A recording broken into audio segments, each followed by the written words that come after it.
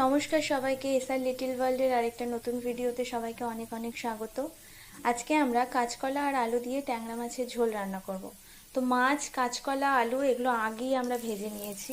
এবারে ফোড়নে কালো জিরে, শুকনো লঙ্কা, তেজপাতা আর একটু পেঁয়াজ কুচি ভালো করে ভেজে নিয়ে এবারে বেটে রাখা মশলাটা দিয়ে দিলাম। ওটার মধ্যে রয়েছে পেঁয়াজ, আদা, কাঁচা লঙ্কা।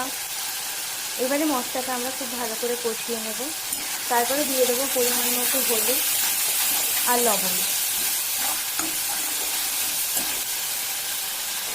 আমরা পরিমাণ মতো একটু জিরে গুঁড়োও দিয়েছিলাম। মশলাটা ভালো করে কষিয়ে নিয়ে এবারে ভেজে রাখা কাঁচকলা আর আলুগুলো দিয়ে দিলাম। এবারে মশলার সাথে সমস্ত কিছু খুব ভালোভাবে আমরা কষিয়ে নেব, হালকা আঁচে ঢেকে ঢেকে।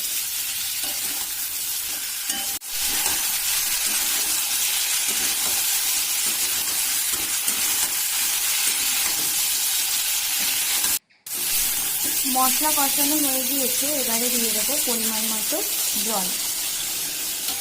যে যেমন ঝোল পছন্দ করেন সেই অনুযায়ী দেবেন। আলু কাঁচকলার পাতলা ঝোলটাই ভালো লাগে, তাই জলটা একটু বেশি দিয়েছি আমরা।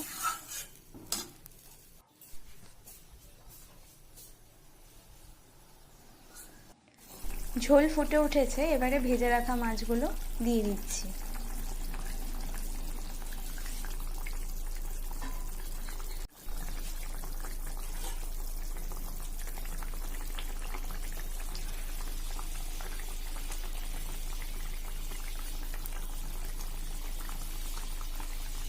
রেডি হয়ে গেল কাঁচকলা আলু দিয়ে ট্যাংরা মাছের পাতলা ঝোল। আপনারাও এভাবে বানিয়ে খাবেন, আশা করছি ভালো লাগবে। আমার চ্যানেলের রান্নাগুলো যদি আপনাদের ভালো লেগে থাকে অবশ্যই আমার চ্যানেলটির পাশে থাকবেন।